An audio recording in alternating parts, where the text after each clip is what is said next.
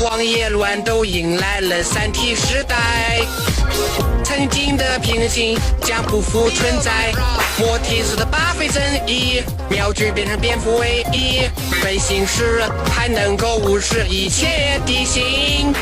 弗兰肯的巴菲更强悍，能直接消除子弹。拥有巴菲的地中斯派克，不够能够炸两下。拥有巴菲的艾美凯比黑亚，电力科特更是强大。